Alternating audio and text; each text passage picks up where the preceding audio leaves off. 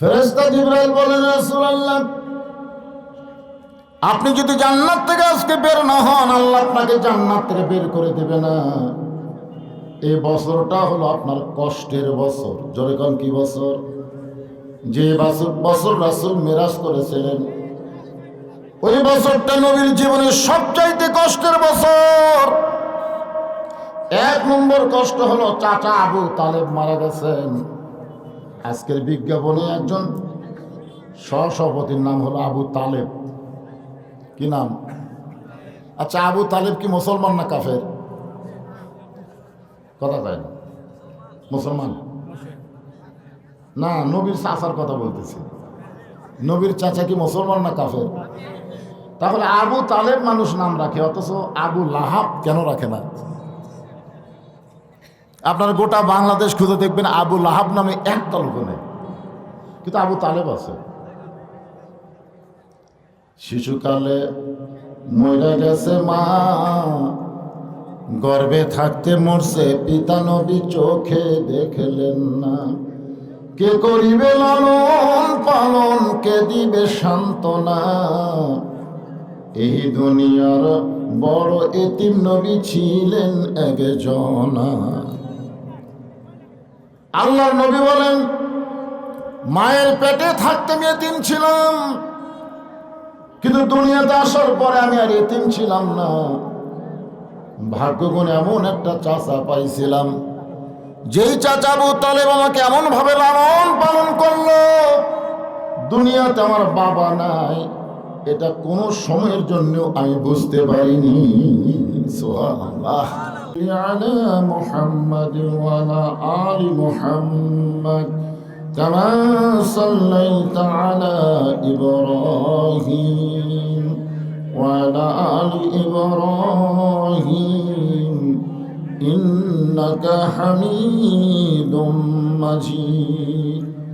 আল্লাহুম্মা বারিক আলা মুহাম্মাদ ওয়া আলা আলি মুহাম্মাদ কামা বারাকতা আলা ইব্রাহিম ওয়া আলা আলি ইব্রাহিম ইন্নাকা হামিদুম মাজিদ।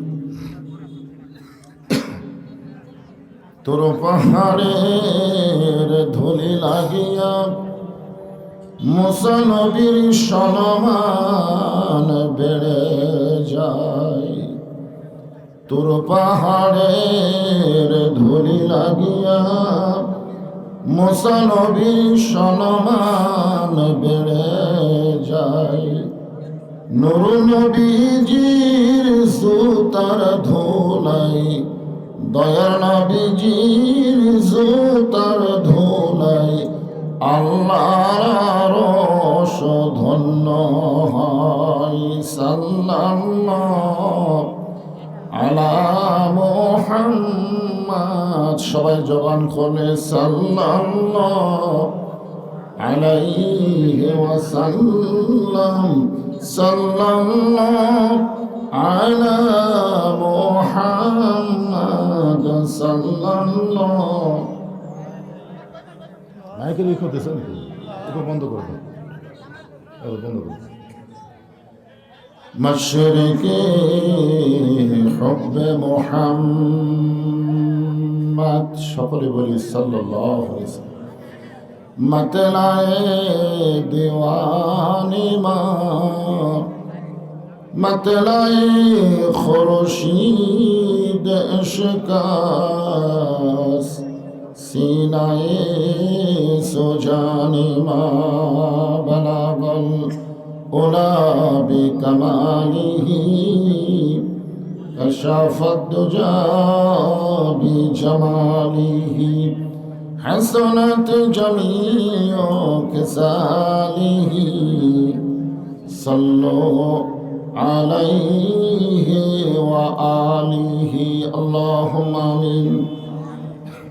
জান্নাতের বাগান থেকে জান্নাতি মানুষদেরকে নিয়ে আমি গুনাহগার তোমার রহমতের দরজায় দুখানা হাত তুলেছি। আল্লাহ, হাসরের ময়দানে জব্বার আর কাহার নামে রূপ নিয়া তুমি যখন বিচার শুরু করবে, তোমার সামনে দাঁড়ায়া সমস্ত নবীর নাফসি নাফসি বলে কাঁদতে থাকবে। এমন কঠিন অবস্থা হাসরে হবে, সেদিন সমস্ত নবী তার উম্মতকে ভুলে যাবে, শুধু বলবে আল্লাহ আমার কি হবে, আমার কি হবে। একমাত্র দরদি নবী শাফাতের কান্ডারি ইয়া রব্বি হাবলি উম্মতি বলে সেজদায় পড়ে যাবে। সেই কঠিন মুসিবতের সময় আজকের এই মাহফিলকে ওসিলা করে আমাদের সবাইকে রাসূলের উম্মতের কাতারে আল্লাহ কবুল করে নিও। সুবহান রাব্বিকা রাব্বিল ইজ্জাতি আম্মা ইয়াসিফুন ওয়া সালামুন আলাল মুরসালিন আলহামদুলিল্লাহি রাব্বিল আলামিন। লা ইলাহা ইল্লাল্লাহ।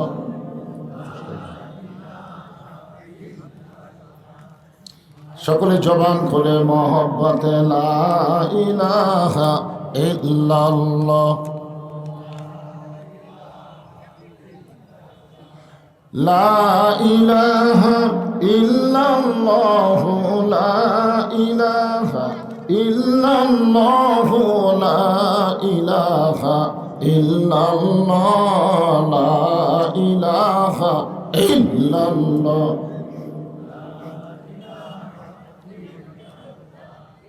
লা ইলাহা।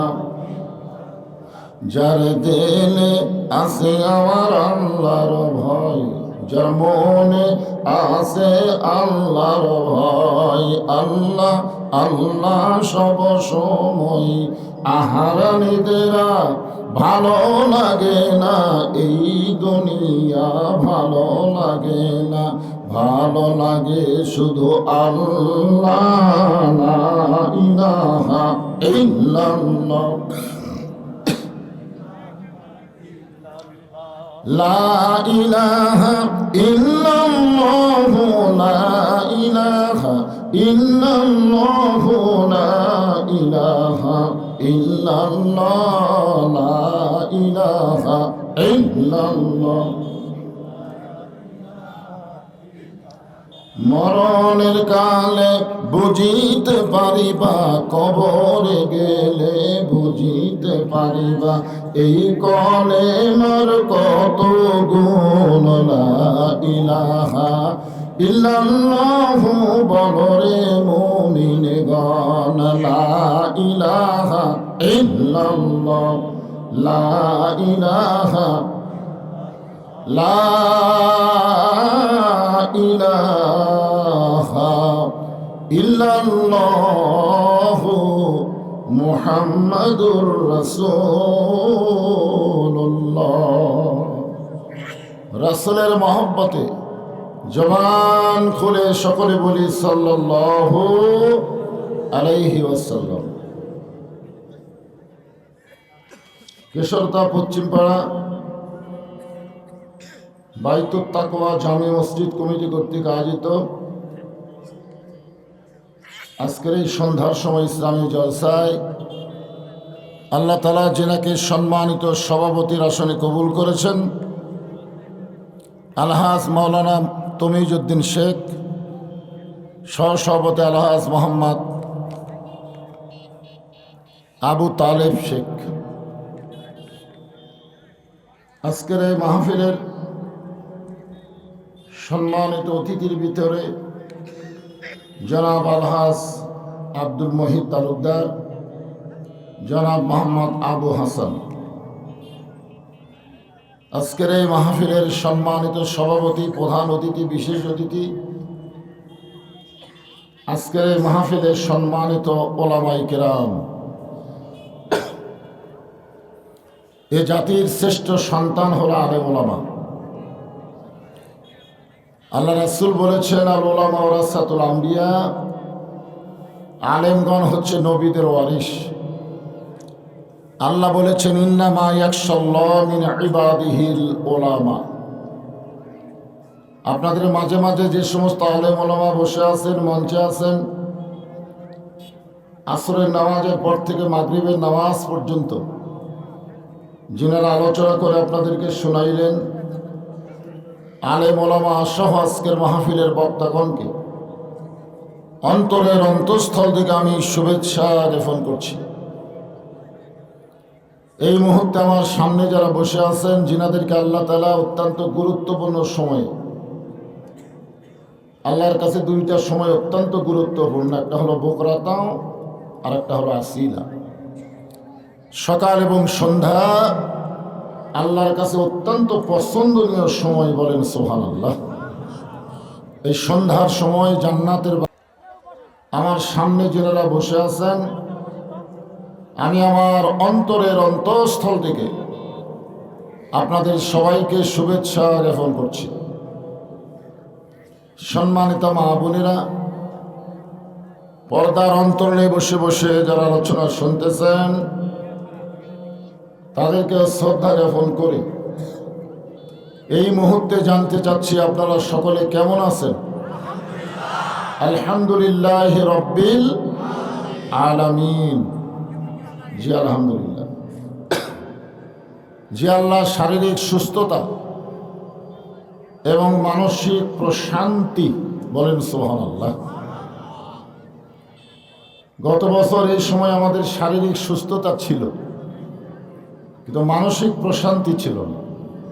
মনের মধ্যে একটা অশান্তি কাজ করতো, না জানি কি হয়, না জানি কি হয়, মাহফিল হয় না বন্ধ হয়,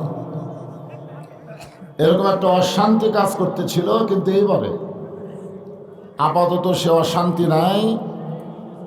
শারীরিক সুস্থতা এবং মানসিক প্রশান্তি যে আল্লাহ দান করে আজকের এই জান্নাতের বাগানে আমাদের কিছু সময়ের জন্য কবুল করলেন, আমরা সে আল্লাহর উপরে খুশি না বেজার? তাহলে জবান করে সমস্বরে সকলে বলবো, রব্বানা লাকাল হামদ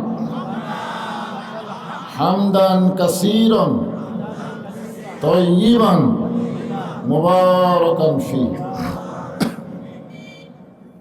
আমরা আল্লাহর প্রশংসা করলাম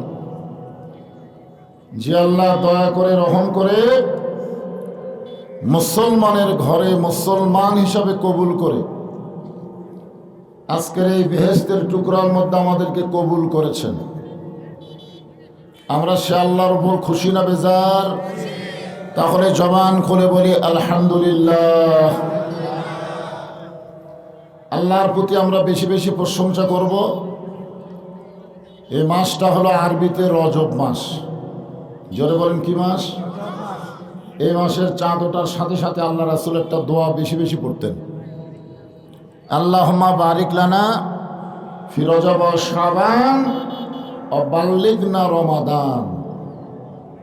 এই বাল্লিগনা রমাদান শব্দের অর্থ হলো, আল্লাহ রাসূল বলতেন যে রমজান পর্যন্ত আমার হায়াতকে প্রলম্বিত করে দাও, লম্বা করে দাও। এখান থেকে প্রমাণ হয়ে গেল কে কখন মরবে এটা আল্লাহ রাসূলও জানে না। জোরে বলেন আল্লাহ রাসূলও।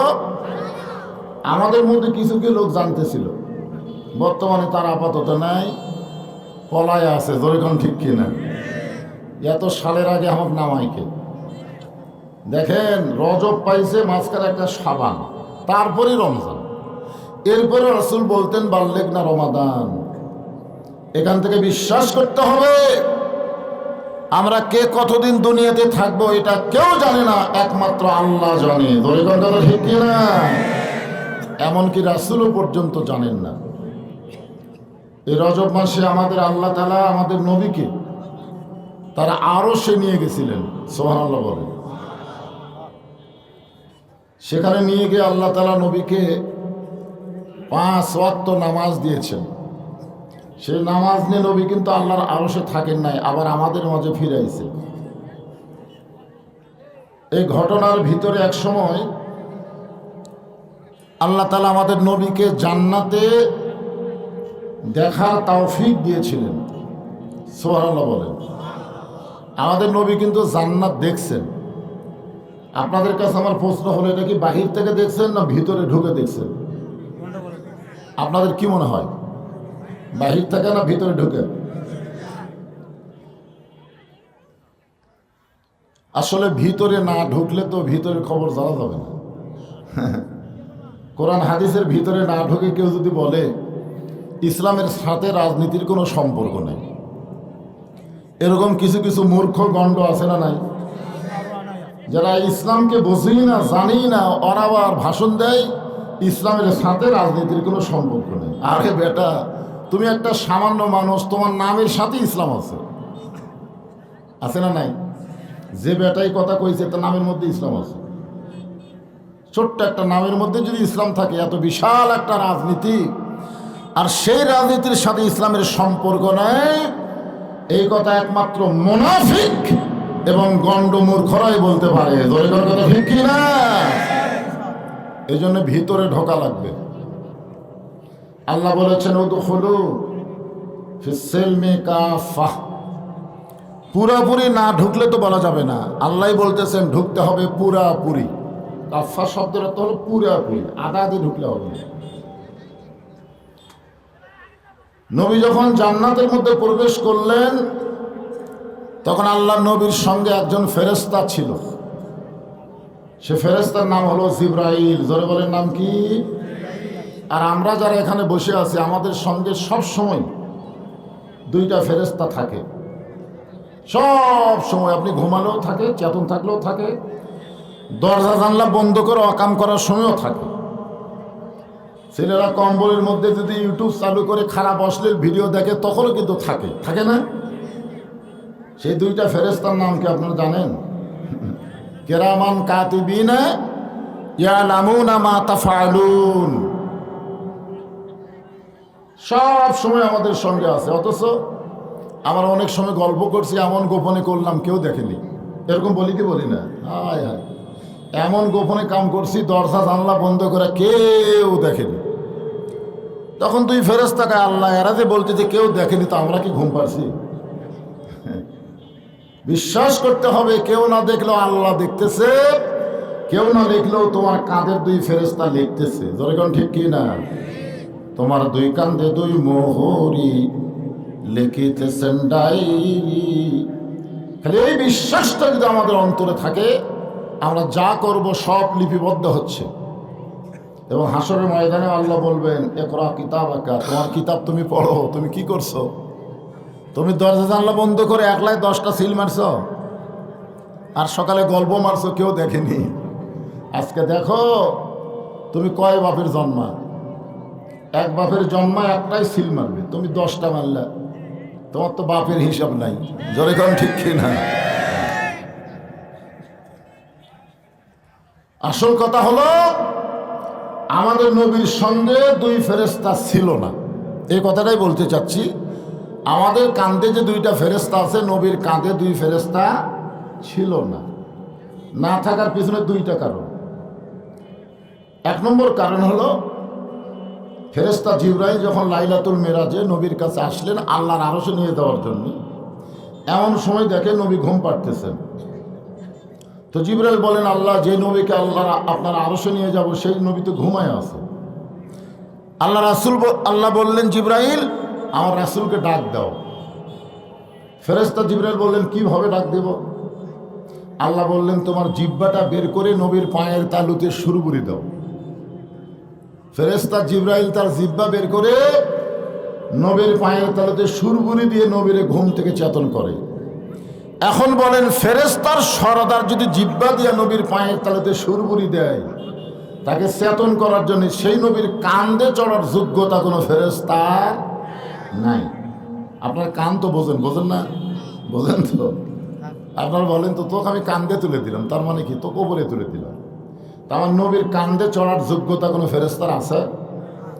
আর নবীর কোনো কিছু লেখার দরকার নাই, কারণ নবীর আগে পাশের সব কিছু কি করে দিছে আল্লাহ, সব কিছু মাপ বলা যাবে না, সব কিছুই আমার নবীর জন্য আল্লাহ হলেন কি? সে নামে সুর ধরিয়া পাখি যায় গান করিয়া, সে নামে মজনু হলো মওলায় আমার কাদের গনি। সবাই বলেন নবী মোর পরশমণি, নবী মোর সোনার খনি, নবী নাম ভাবে যে জন সেই তো দোজাহানের ধনী। আল্লাহু আকবার। জিবরাইল বললেন ইয়া রাসূলুল্লাহ, এই মাইকালা ভাই কোথায় গেল? এটা একটু মুখের নিচে পড়ে গেছে, বুঝলেন, ছোট হয়ে কথা বলা লাগতেছে, একটু তুলে দিন। মানে এই এদের টানেও নিচে যেতে পারে, ওই অবশ্য তুলে দিল, কিন্তু থাকলো না তো। মাইকালা ভাই আসলে একটু একটু পেঁয়াজ দিয়ে একটু তুলে দেওয়া, তুমি পারবা না তো, অজগুলো একদিন হবে না, শেষে আরও নিচে যাবে। নিয়ম আছে, নিয়ম আছে, অজগুলো একজন হাত দিলে কাম হবে।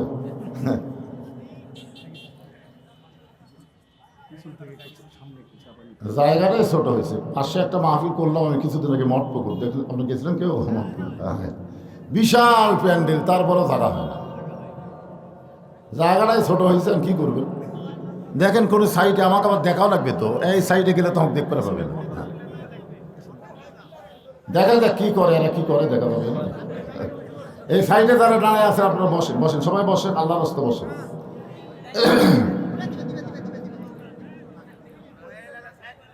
কে হয়েছে? অবটার সামান্য একটু, মানে নাকের বরাবর। হ্যাঁ ঠিক আছে, ঠিক আছে।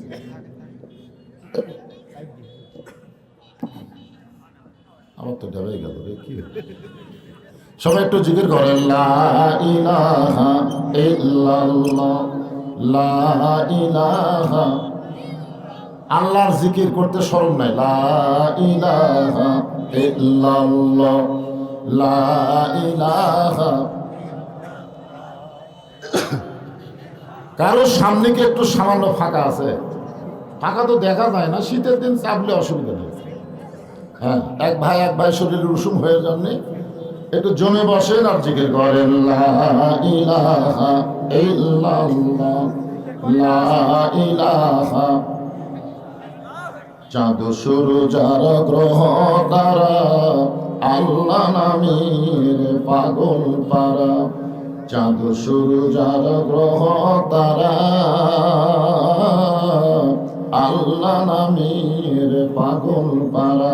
আমার আল্লাহ নামের এতই দয়া,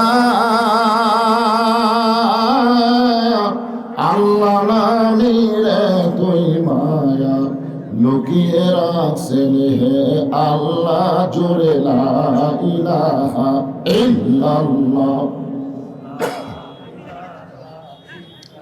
লা ইলাহা ইল্লাল্লাহু মুহাম্মাদুর রাসূলুল্লাহ সাল্লাল্লাহু আলাইহি ওয়াসাল্লাম। না হইচই করা যাবে না, তো ইশারা দিয়ে কাম করা লাগবে। আপনারা যদি মাহফিলের পক্ষের মানুষ হন তাহলে হইচই করা যাবে না, এটা হাট বাজার না, এটা হাট বাজার। এখানে অসংখ্য ফেরেশতাকে আল্লাহ আজকে প্রেরণ করেছেন শুধুমাত্র আপনাদেরকে পরিদর্শন করার জন্য। আল ইনসান আশরাফুল মখলুকাত, মখলুকাতের ভিতরে মানুষ হলো সবচাইতে ভদ্র জাত। ভদ্র মানুষ চিল্লাচিল্লি করে? হ্যাঁ, ইশারা দিয়ে কাম করবেন, ইশারা দিয়ে। ফেরেশতা জিবরাইল বললেন, হে রাসূলুল্লাহ, আপনি যদি জান্নাত থেকে বের না হন, আল্লাহ আপনাকে জান্নাত থেকে বের করে দিবে না। এ কথা কার? আল্লাহ। আল্লাহ কোরআনে বলেন, সালামুন আলাইকুম তিবতুম ফাদখুলুহা খালিদিন। কেউ যদি একবারে জান্নাতে প্রবেশ করে, আল্লাহ বলেছেন খালিদিন, মানে চিরস্থায়ী ভাবে আল্লাহ তাকে জান্নাত দিয়ে দেয়। এখানে পেঁয়াজ খুঁজবে, পেঁয়াজ। তাহলে আদম আলাইহিস সালামকে আল্লাহ জান্নাতে রাখার পরে বের করে দিলেন কেন? আদম আলাইহিস সালামকে জান্নাতে গেছিলেন ইবাদতের আগে না ইবাদতের পরে? কোন তো আগে না পরে?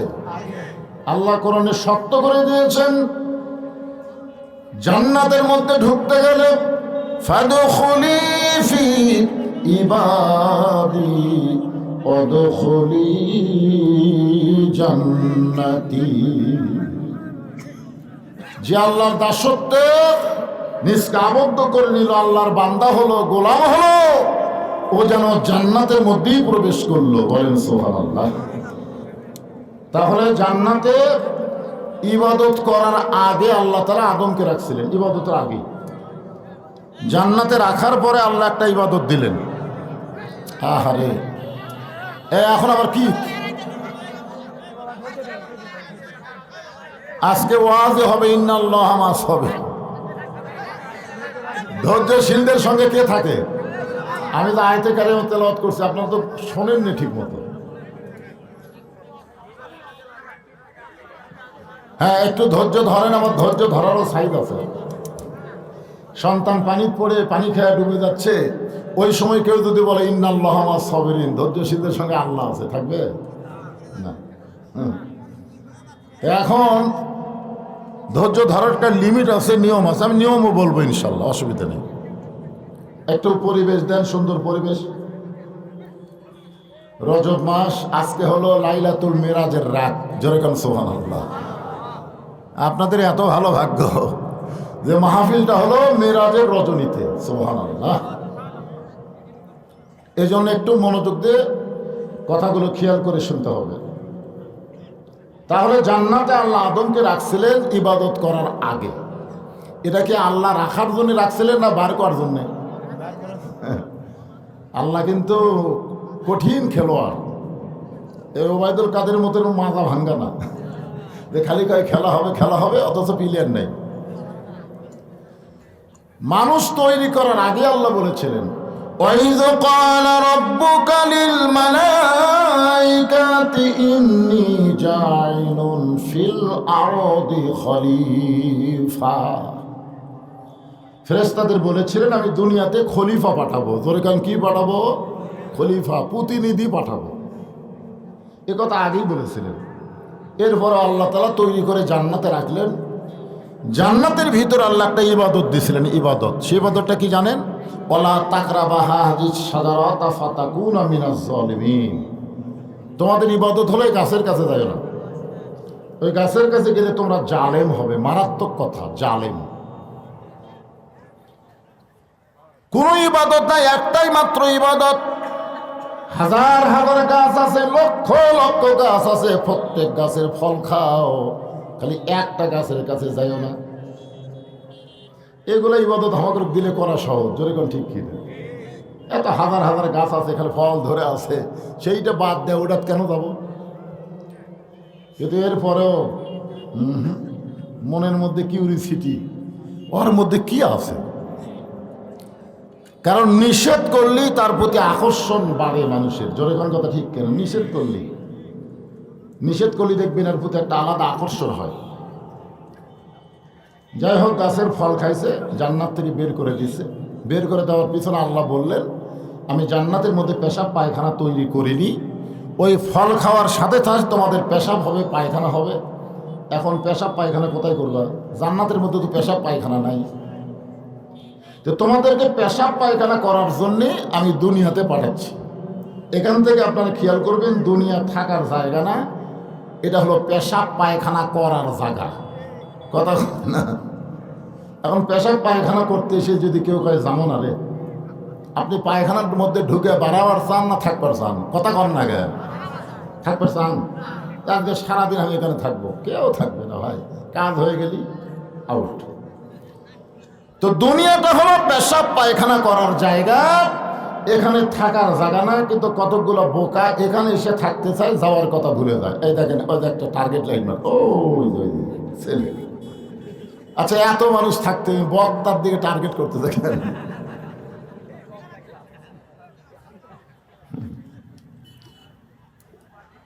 ওখানে কেউ না, টার্গেট মারে, আপনারা খেয়াল করেন না? ছোট্ট মানুষ।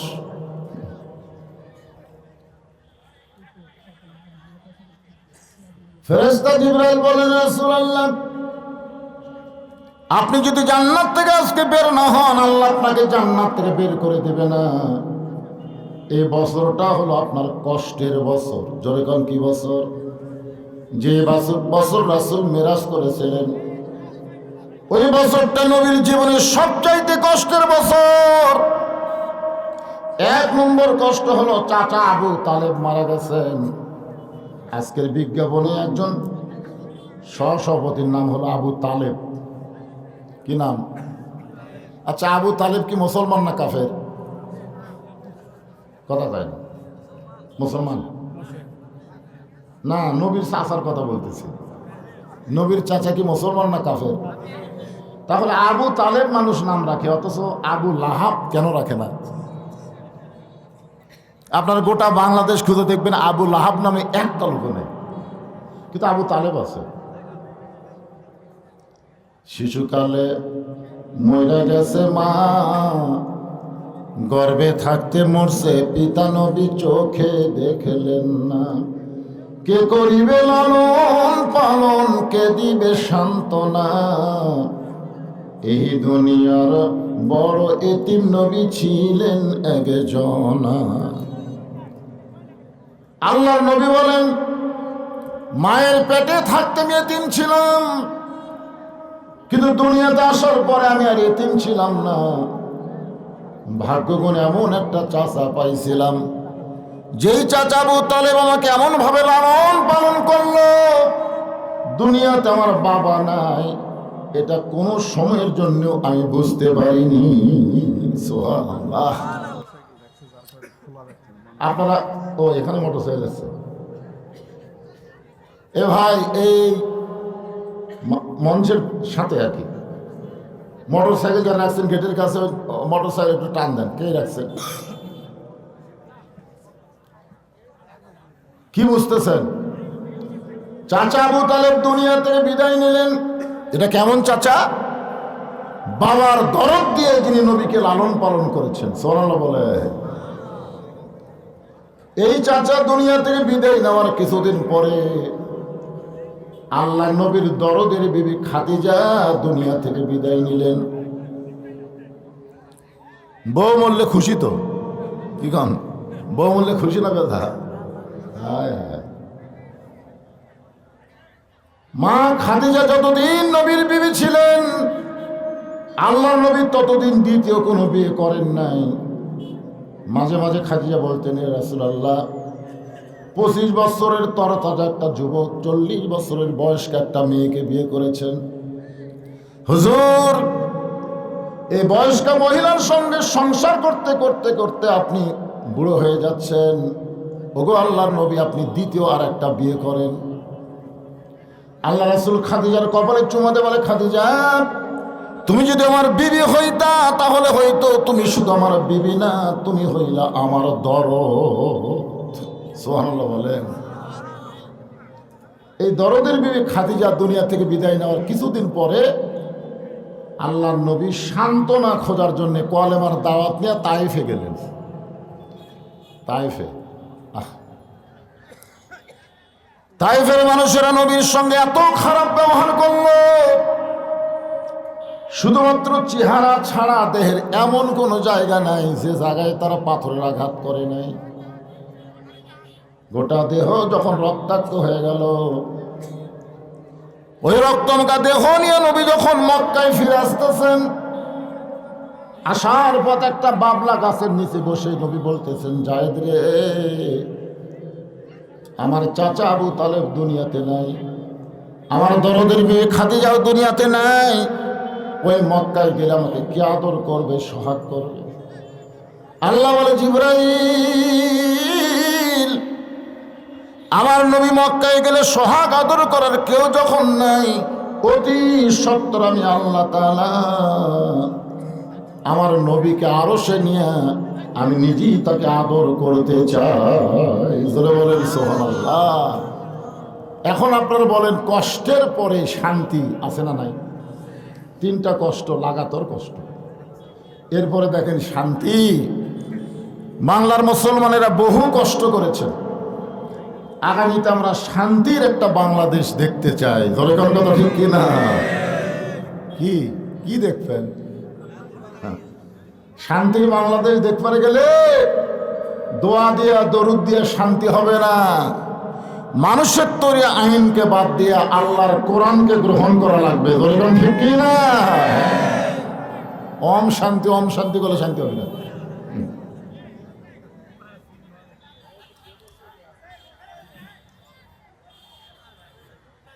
আরশ থেকে আল্লাহ তাআলা আমার নবীকে আবার দুনিয়াতে প্রেরণ করছেন। সেই ঘটনা বলতে গিয়ে আমি জান্নাতের কথা বলতেছি। নবী জীবনে 3 বার রাগ করছেন। কয়বার? আসলে নবী তো রাগের নবী না। আমাদের নবীকে রাগের নবী? আমাদের নবী সম্পর্কে আল্লাহ বলেন, ওয়ামা আরসালনাকা ইল্লা রাহমাতাল লিল আলামিন। আপনাকে প্রেরণ করা হয়েছে গোটা বিশ্ববাসীর জন্য রহমত স্বরূপ। বলেন সুবহানাল্লাহ। সেই নবী 3 বার রাগ করছে। কয়বার? প্রথম রাগ করছে যখন আল্লাহর নবী বোরাকের পিঠে চড়তেছেন না। জিবরাইল বলেন, হুজুর এত সুন্দর বোরাক, এটাকে আপনার পছন্দ হয়নি? তো আল্লাহ রাসূল বলে, জিবরাইল তুমি না কইলা এই বোরাকের পিঠে চললে বোরাক আমাকে আল্লাহর আরশে নিয়ে যাবে? তো জিবরাইল বলে, হুজুর আপনি কি বিশ্বাস করেননি? বিশ্বাস করছি বলেই তো কাঁদতেছি। জিবরাইল কয়, বিশ্বাস করে কান্দার কারণ? ওগো আল্লাহর নবী, বিশ্বাস করার পর আপনি কেন কান্দেন? নবী বলেন, জিবরাইল তুমি যদি নবী হইতা তাহলে তুমিও চিন্তা করতা, কারণ তুমি ফেরেশতা, তুমি নবী না। নবী হলে চিন্তা আছে। বলে কি চিন্তা? বলে আমার গুনাহগার উম্মতের জন্য আল্লাহ তাআলা 30,000 বছরের একটা পুল সিরাত, যে পুল সিরাতের নিচে 7টা জাহান্নামের আগুন দাউ দাউ করে জ্বলতেছে। সে পুল সিরাত কিরকম জানেন? পদ্মা ব্রিজের মতন। চুলের চাইতেও চিকন হবে, খুরের চাইতেও ধার। কেমনে হবে পার আমার উম্মত গুনাহগার? এমন করে একটা বোরাক যদি আল্লাহ পুল সিরাতের কিনারে আমার উম্মতের জন্য বাজেট করত, আমি নবী খুশি হইয়া বোরাকের পিঠে চড়তাম। সুবহানাল্লাহ। কি নবী, কি নেতা রে! এই জন্য তো আমরা দরুদে বললাম, আল্লাহুম্মা সাল্লি আলা সাইয়্যিদিনা। খালি নবী না, আমাদের নবী হলেন আমাদের নেতা। আজকে বাংলাদেশে বহু মুসলমান নবীকে শুধু নবীর মধ্যে রাখতে চায়, নেতার মধ্যে নিয়ে আসতে চায় না। সাধারণ এক মানুষকে নেতা বানায়া তার পিছনে চামচা হয়ে ঘুর ঘুর করে ঘরে ধরে করে কথা ঠিক না। আর মাঝে মধ্যে স্লোগান দেয়, আমার নেতার চরিত্র ফুলের মতন পবিত্র, নামাজ পড়েন একত্র। এগুলার নেতা না, এরা লেতা লেতা। ওদের পুরানা কাপড় তখন হারকিন মুস্ত, তখন বলতো লেতা দিয়ে হারকিন মুস, লেতা। এই জন্য আমাদের নবী শুধু নবী না, নবীর পুরো দরুদ পড়ে, নবীর প্রতি সালাম করে মাহফিলের ভিতরে। কিন্তু নবীর সমাজ গড়ার কাজে অনেকের দ্বন্দ্ব মনে বাজে। নবীকে আর সমাজেতে সাজে? নবী থাকবে মসজিদের ভিতরে, নবী থাকবে মাদ্রাসার ভিতরে। আজকে বাংলাদেশের কিছু কিছু নেতার মাথা পাগল হয়ে গেছে, আমাদেরকে আলেমদেরকে ধর্মের নামে ব্যবসায়ী বলতেছে। বাজানগোদের মাথা নষ্ট হয়ে গেছে। জোরে কোন কথা ঠিক কিনা? আমার নবীকে ওরা পাগল কইছে, আমার নবীরে জাদুকর কইছে, আমার নবীরে গণক কইছে, আমার নবীরে কবি কইছে। এত কথা যদি নবীকে বলে থাকে তাহলে আলেমদেরকে ওই জাতীয় মানুষেরাই বলবে। জোরে কোন কথা ঠিক কিনা? নবীর প্রতি দরুদ পড়ে, নবীরে সালাম করে, কিন্তু নবীকে নেতা হিসাবে মানবার চায় না। অন্য কাউরে নেতা মানবেন? আল্লাহ কোরআনে বলেন, লাকাদ কানা লাকুম ফি রাসূলিল্লাহি উসওয়াতুন হাসানাহ। সফলতা যদি অর্জন করতে চাও তাহলে বিশ্ব নবীকে তোমাদের আদর্শের নেতা হিসাবে গ্রহণ করে না। এখন একটা স্লোগান দেওয়া লাগবে। আমি যে বলবো আমার নেতা, তোমার নেতা, সকলেই বলবেন বিশ্ব নবী মোস্তফা। বলতে পারবেন না? আমার নেতা, তোমার নেতা। হলো না? আপনারা এত ছোট গলায় স্লোগান দিলেন কেন? আমাদের নবী কি ছোট নবী নাকি? কত বড় নবী কিছুক্ষণ পরেই বুঝবার পারবেন ভাই না।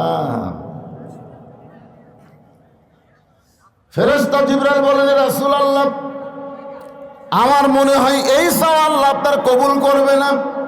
কোন নবীর জন্য আল্লাহ বোরাক বানাই নাই, শুধুমাত্র আপনার জন্য তৈরি করেছে। আর আপনি সেই বোরাকের জন্য গুনাহগার উম্মতের বাজেট চাচ্ছেন। আমার মনে হয় এটা বেশি হয়ে গেল। এটা কি হলো? সর্বপ্রথম নবী রাগ করে বললেন, জিবরাইল, তোমার আল্লাহকে বলো ঠেকা আমার না, ঠেকা হলো তোমার আল্লাহ। এটা কি জাতা রাগ? আমার আল্লাহকে বলার কথা কই, তোমার আল্লাহ, তোমার আল্লাহ বলো ঠেকা আমার না, ঠেকা হলো তোমার আল্লাহর। আমি কোনোদিনও আল্লাহর আরশে যাবার চাইনি, আমার ঠেকাও বলি, আমি কোনোদিনও যাবার চাইনি। আমি কোনোদিন মনের মধ্যেও কল্পনা করিনি, মোনাজাতেও কইনি। তো আল্লাহ বোরাক পাঠাইছে আমার নিয়ে যাওয়ার জন্যে, আমি যাব না যতক্ষণ পর্যন্ত আমার গুনাহগার উম্মতের জন্য এমন করে একটা বোরাক যদি বাজেট না হয়, আমি নবী বোরাকের পিঠে চড়বই না। কিতাবের মধ্যে আপনি বললেন চড়বই না, চড়বই না, চড়বই না। সঙ্গে সঙ্গে আল্লাহ ডাকতে বলে, জিবরাইল, আমার দোস্তকে বলো আমি লা ইলাহা ইল্লাল্লাহ বসে আছি ওই মুহাম্মদ রাসূলের আশায়। আজকে যানবাহন ফেরত দিলে আমি আল্লাহ বড় কষ্ট পাই। রে জিবরাইল, আমি আল্লাহ আমার নবীকে যেমন ভালোবাসি, আমার নবী তার চাইতে তার উম্মতকে বেশি ভালোবাসে। কি দয়ার নবী আমরা পাইছি ভাই। এমন করে একটা বোরাক তার উম্মতের জন্য আমি আল্লাহ বাজেট করে দিলাম। এটা হলো নবীর জীবনের প্রথম রাগ। 2 নম্বর রাগ হলো জান্নাতের ভিতরে। সুবহানাল্লাহ। জিবরাইল বলতেছে, হুজুর, আপনি যদি জান্নাত থেকে বের না হন আল্লাহ বার করে দিবে না। নবী ডাকতে বলে, জিবরাইল, আমি নবী আমার জন্য না, আমি নবী হলাম আমার উম্মতের জন্য। আমি নবী হলাম আমার উম্মতের জন্য। কার জন্যে? আচ্ছা, নবী কি নবীর জন্য না আমাদের জন্য? কথা বলেন তো। একবার হযরত বেলাল আল্লাহ নবীকে বললেন, ইয়া রাসূলুল্লাহ, মানুষ কবরে গেলে 3টা প্রশ্ন করবে। আমরা কবরে গেলে প্রশ্ন হবে কয়টা? 3টা। আপনি যখন কবরে যাবেন তখন কয় প্রশ্ন করবে? 3টা করবে। তো নবী বলতেছে, বেলাল, তোমার কি মনে হয়? বেলাল বলতেছে, আমার মনে হয় আপনার 2টা করবে। আমার নবীও এই প্রশ্ন আপনার করবে না, কারণ আপনি তো নবী। আল্লাহ রাসূল আফসোস করে বললেন, দেখো তোমাদের ভাগ্য কত ভালো, তোমাদের নবী আছে, আর আমার ভাগ্য কত খারাপ, আমার নবী নাই। নবী থাকলে কি হয়? আছেন আমার মুক্তার, আছেন আমার ব্যারিস্টার, সেই বিচারের হাইকোর্টেতে তিনি আমায় করবেন পার। আমরা পাপী, রাসূল জাবিনদার। আল্লাহ নবী বলেছেন, আমার উম্মতেরা শুধু ঈমান নিয়ে কবরে আসবে। তাদের আমল নামায় যদি কোনো আমল নাও থাকে, শুধুমাত্র ঈমানের খাতিরে আমি রাসূল তার পক্ষে ওকালতি করে, ব্যারিস্টারি করে, তাকে সুপারিশ করে জান্নাতে পৌঁছে দিব। তাহলে আমাদের নবী শুধু আমাদের নবী না, আমাদের উকিল। দরকার আমাদের কি? আমাদের উকিল, আমাদের ব্যারিস্টার। আল্লাহ যখন হাকিম হয়ে আমাদেরকে আসামি বানায় বিচার শুরু করবেন, ওই সময় নবী উকিল হয়ে, ব্যারিস্টার হয়ে আমাদেরকে সুপারিশ করে জান্নাতে পৌঁছে দিবেন। আল্লাহ নবী ছোট্ট করে একটা কথা বললেন, ছোট্ট করে। আপনারা বুঝা পারেন ভালো, না বুঝলে আরো ভালো। সে কথাটা হলো, আমি যদি কবরে না যাই তাহলে আমাকে কেমনে প্রশ্ন করবে? এখন তো অনেকেই বলে নবী কবরে আছে, অনেকেই বলে ইসলামের আলো জ্বলায়া দিয়া নবী ঘুমায়া আসেন সোনার মদিনায়। কেউ কি বলতে পারবেন যে ইসলামের পতাকা উড়াইয়া দিয়া নবী ময়রা আসেন সোনার মদিনায়? এ কথা বলতে পারবেন? ময়রা আছে? ময়রা আছে?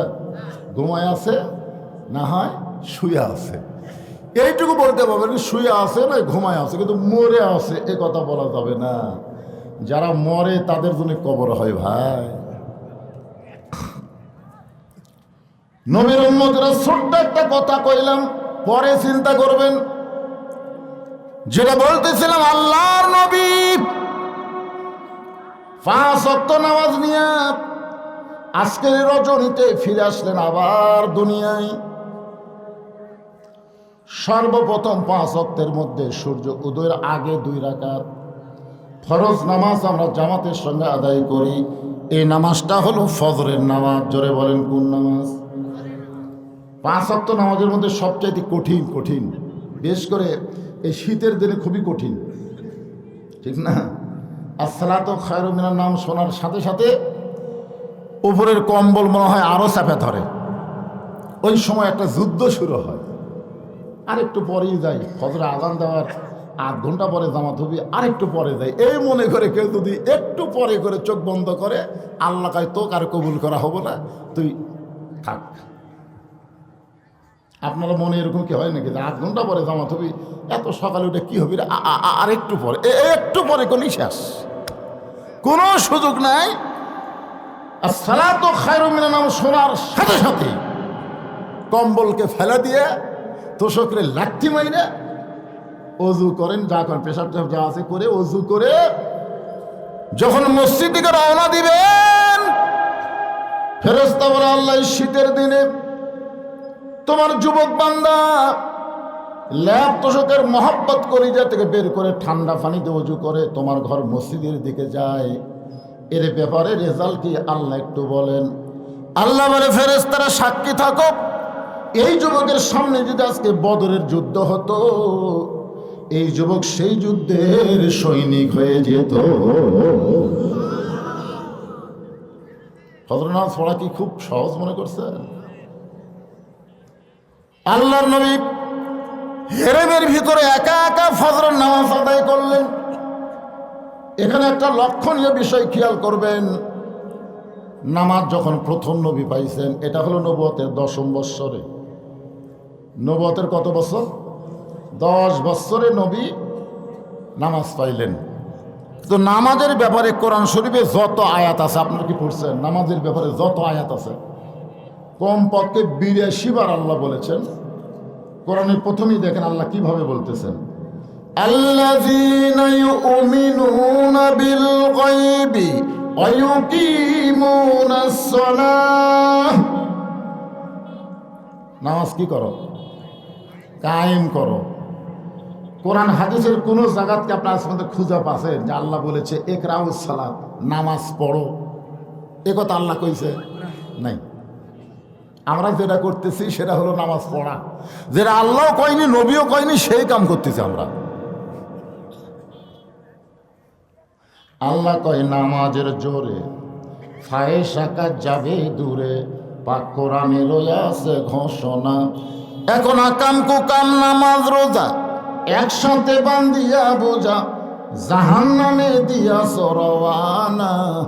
আজও কেন বাংলার জমিনে নামাজ কায়েম হইল না? একটু মনোযোগ দিয়ে শুনবেন।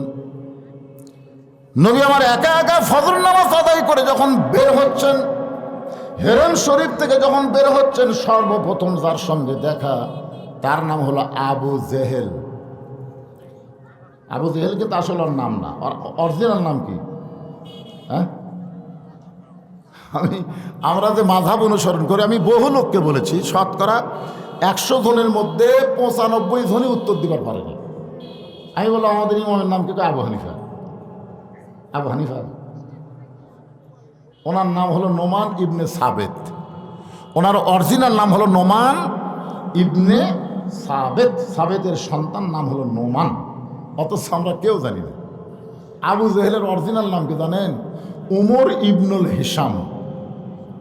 নবী সবসময় 2 উমরকে নিয়ে দোয়া করতো, আল্লাহ এই 2টা উমর যদি ভালো হয়ে যায়, দাওয়াতের ব্যাপারে আমার কোনো সমস্যা নাই। একটা হলো নেতা, একটা হলো ক্যাডার। একটা কি? নেতা। আবু জেহেল হচ্ছে নেতা, আর উমর ইবনুল খাত্তাব হচ্ছে ক্যাডার। আজকে বাংলাদেশের নেতার ক্যাডারগুলো যদি ভালো হয়ে যায়, আমাদের মতন আলেমদের আর ওয়াজ করা লাগবে না, বিনা ওয়াজে বাংলাদেশে আমল হবে। ধরে কোন কথা ঠিক কি না? 13 বছর নবী ওয়াজ করছেন, কাম হয়নি। আমি আমার জীবনে 42 বছর হয়ে কাম করতেছি, হচ্ছে না। 50 বছর কোরআনে তাফসীর করে জেলখানা। ধরে কোন কথা ঠিক কি না? রেজাল্ট হচ্ছে জেলখানা, মরে না, হাসপাতাল দিয়ে যেমন হেরে দাও, এই তো রেজাল্ট। আল্লাহর বান্দার একটু মনোযোগ দিবেন।